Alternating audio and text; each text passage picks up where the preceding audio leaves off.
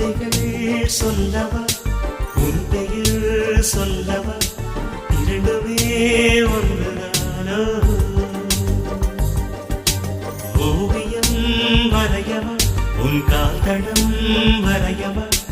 இரண்டுமே ஒன்றுதானோ யார் அந்த ரோஜாப்பூ என் கனவில் மெதுவாக பூ வீசி போனாள் அவள் யாரோ